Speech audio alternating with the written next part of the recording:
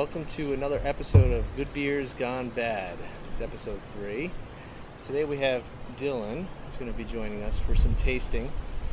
As usual, we'll be able to demonstrate some of these beers that you might have bought in the store a month or two out, but these are far beyond that. So we're going to see. This you one, brought this one. So yes. This one actually came straight from Omegang. It was Neon Rainbows. I believe their first New England style IPA. According to the can, we were supposed to have consumed this by about a year ago. So, there's a very good chance that this is not going to work out very well. Right, we're going to ease into the day, though. Yeah. So there's a chance that it's palatable enough. Yeah, there's a chance that it's still not undrinkably bad. Smells very limp. That's kind of the word. Yeah, and I've done enough of this now that the malt is there. Oh, there's a little bug in there for extra good measure. Nice. Extra protein. All right. So right up the nose, very malty, sweet malt. You can pick up some hops, but there's not a lot on the nose as far as the malt's kind of overpowering the hops. Yeah. Let's see where we're at, right? Cheers. Right, here we go.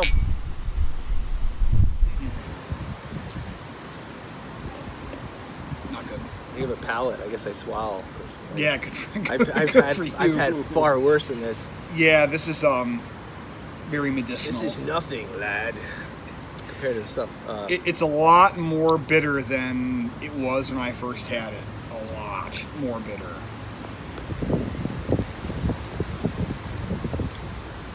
I'm trying to think about what it tastes like. I can't even Well, it tastes like medicine is what it tastes like. Yeah, it's got that little bit of that Dynatap thing going. Yes, exactly. Not the worst though. I forgot that stuff existed, by the way. Yes. I was a Robitussin kid, so. Yeah, I've had friends that like those, but they drank the whole bottle. That was a totally different thing, though. Now, on a side note, I will say I'm kind of disappointed with Omegang. The fact that they've been going like the trendy route rather than sticking with the whole Belgians thing. That's true. This is good. It's not that this was bad when it first came out. It's just that we need more craft breweries that do other things other than New England IPAs. Yeah, and honestly, it's not fresh, but Omegang maybe should stick with Belgian beers. Yeah. Leave the hoppy stuff to the guys that really, the experts that really do it. Okay, so next one is the Victory. All right, well, we all know that barley wines will hold up pretty well over time. So, but 11%, 2013 Enjoy By. So if it says Enjoy By 2013, that implies that it probably was good to enjoy by a year earlier or multiple years before that, right? Horizontal barley wine. And so I don't know if horizontal barley wine also means like if you drink it past the year that it's good, that will be more of what's going to happen to you. Yeah, I always have a little bit more hope for the bigger beers. They sometimes will hold up a little bit. Oh, well, it's moderately well carbonated. I wish they said something like pours a pure golden color. But because that would just make this so much more enjoyable. Well, yes, of course. Rich and sweet. I bet it'll be sweet. That part I know. It smells pretty sweet. Ooh, it smells kind of raisiny. Yeah. Plum. Yep. Raisins. Absolutely. Cheers. Good. Here we go. Good health.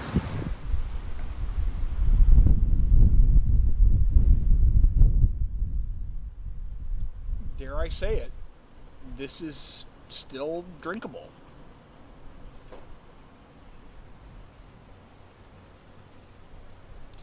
It's actually borderline almost enjoyable. I was going to say, it's not bad. It's definitely not... It's not good, but it's over-oxidized. It's over-oxidized. It's got that classic cardboard sherry thing, which lends itself to the bigger beers. But 2013, we'll say 2012 is probably its peak. That's 7 years later? Yeah, I mean... It's not as bad as it could be. No, it's not. I mean, the flavor is, the base flavor of what you'd expect from a barley wine, that kind of plummy, raisiny kind of thing, is still definitely there. You can almost say good beer's gone meh. Yeah, exactly. On this one, at least. Yay, we actually found one that's not awful. I'll save this one for Papa Dane to check out. And so this is their rye double IPA, which I actually like quite a bit. I think I've remembered having this before and thinking it's pretty good, yeah. It's solid, and for rye tends to make it a little bit more, there's a little bit more bitterness there. Rye tends to add a different character to the double IPA. I kind of like it. Sometimes the hops are enough to make it bitter. Sometimes the rye, that adjunct, kind of helps push it a little bit more for that West Coast thing. Yeah. So let's check it out. I like Schmaltz. Schmaltz can sometimes be a little bit like, it's kind of like they try to do like what Dogfish Head does, where they try to experiment, but they kind of often miss the mark a little bit. I don't disagree with that. Ooh. Smells not good. I went to the taste a little early, I apologize. Yeah.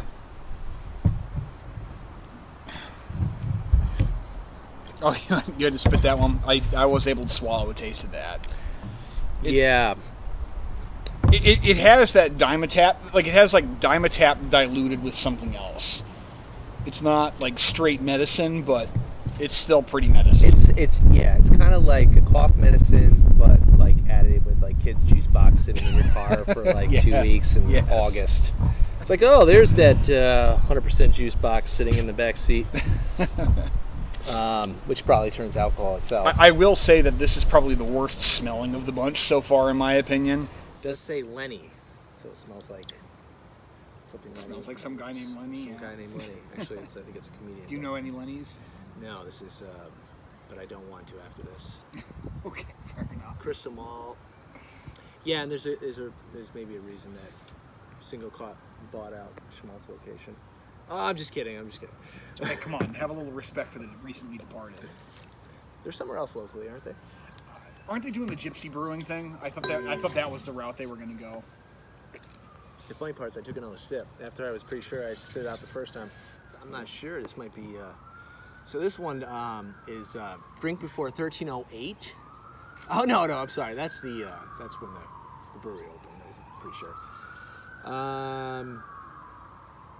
Yeah, I'm not too familiar with this one. 2016.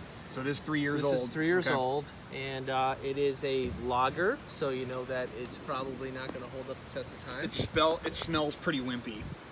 It smells diluted. Yes. It's got that classic kind of honey, kind of corn. A little bit. And I know from home brewing, DMS is like that corn, kind of cream corn smell. So it definitely got that going on. It almost tastes like a mead. Like a poorly made mead. Yes, I was like they use like a dirty sock or something like that during the brewing process. That's how they filter their honey. Not that it needs to be filtered. It's really wimpy. Like that's the word that just keeps coming into my head. Yeah, it's just wimpy. There's just nothing to it. Yeah, and even the carbonation is listless. It's kind of just, the carbonation is listless. But hey. It's not the worst of the bunch so far, though. That's for sure. Yeah, it's like this kind of... It's not good. Tacky, cloying kind of sweetness. But it could be worse. It could be much worse, yes. You're vomiting. Well, that's always a positive. Yeah. There's like an apple.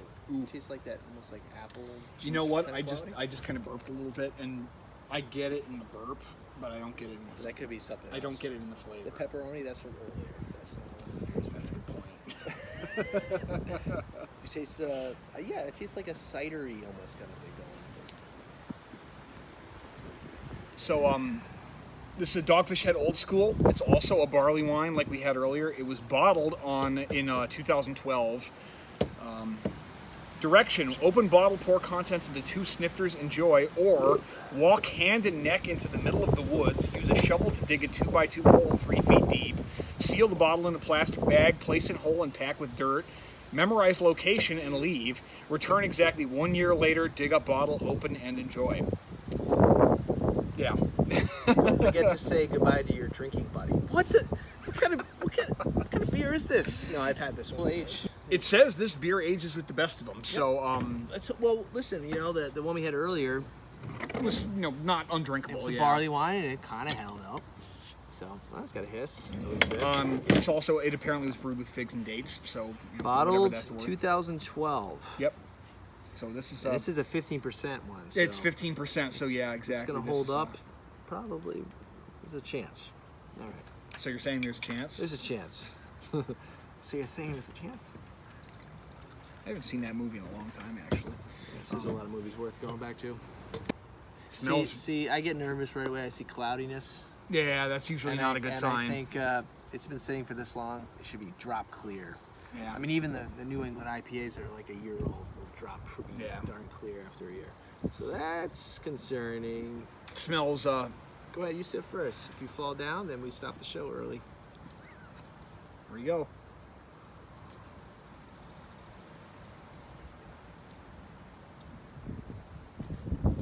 Go ahead. It's actually not bad. If I wait 10 seconds, it may have an effect. No, in all seriousness, no. It's not bad. It's very smooth. Oh, all right. Well, I see what's going on there. It's very smooth, and it's very like the plum thing is definitely there. I'm really kind of surprised this held up as well as it did. Sipping again, I'm getting like spices. I'm getting like cinnamon, almost like nutmeg. I'm getting like these like other kind of kicks in the back. Your palate is maybe a little bit more refined than mine because I'm not really getting crappy, that. But could be crappy. Yeah, well, you're Mr. Brewmeister over here, so yeah. No, it's just more peppery. It's like there's definitely something with it. So this is definitely not an example of good beer gone bad. It's good beer gone okay, or at least gone different. Yeah. I'm not gonna lie. I was expecting this to taste like paint thinner. You know what this reminds me and it doesn't. of? This reminds me of one of those Christmas brews. Yes. Because it has elements of like the spice and a little bit of heat that you get from like some of those kind of Christmassy, wintry kind of. Yes, that's a really good. That's actually a really good analysis right? there. There's a little heat. There's heat, but there's spice. There's like a little floral, spicy kick to it. Huh. Interesting. Congratulations, Dogfish Head. You guys did good on this one. You're not so bad. Well, you figure you watch documentary. I don't know if you watch any documentaries of them. They do like the Dogfish Head did the 120 and they had to dump it. Oh, I did remember seeing that. Yeah. I'm like, listen, if they're dumping a 120, they have some integrity there. This is what happens now when you go with a Treehouse beer that has been sitting around for about a year. Curiosity 50 is what this one is. The whole Curiosity shtick is basically they experiment with these with different ideas in terms of when they add the hops and when they do the boil and all that other stuff. And then if they particularly like something, they will incorporate it into their standard line of beer. Gotcha. I don't remember exactly what it was that made this one special. Usually these ones come out as double IPAs. This is just a regular old standard IPA. It's like 6.8, I think it said. Mm-hmm. A lot of flowers. Yeah, the label's really cool. Okay. On the bottom of the can, let's see, just to be safe, it was canned on July 12th, 2018, and in typical Treehouse fashion, they have their little goofy thing on the bottom. It says C50.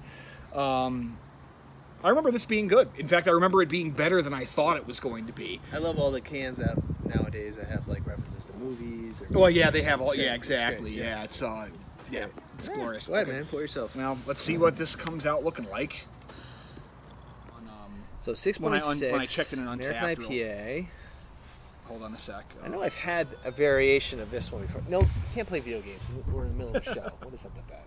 Sorry about that, everybody. According to my last check-in on Untappd, when I took this, I gave it a 4.75 out of 5. I said, crazy smooth and mellow, citrus nose, but surprisingly complex flavor, really well done. Let's see if any of that still applies. Really well done. Yeah, I liked it a lot. Yeah. All right, nose first. It smells wimpy. Well, you're getting a little bit more than the other IPA. The Omegang was... I guess, yeah. Oh, my God. Compared to this. Yeah. But, yeah, it still smells... Oh, we're watching The Office now? Stop calling me Mom. Sorry, Mom. I was like, save that 50 Treehouse for me. Man, that would be hilarious. Right, cheers. All right.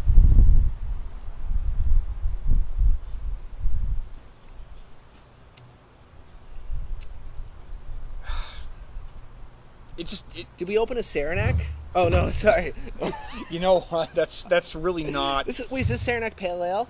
That's really not a bad way of. Or of India Pale Ale? analyzing it. India Pale Ale. Yeah, it's not bad by any stretch of the imagination, but it's just completely mediocre at this point.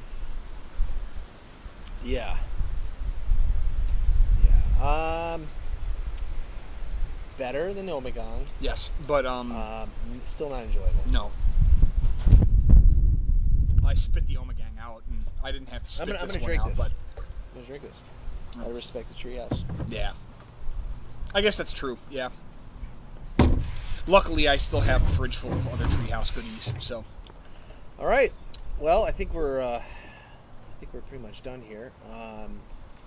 Actually, a lot more pleasant beers than I thought. It worked okay, yeah. But nonetheless, these are still old beers. Probably and, still yeah. have diarrhea later, but You didn't need to go there, dude. I'm just being honest. Anyway, thank you for joining me. Yeah, thank you for having me, sir. All right. Let's do it till again next soon. time. See you later.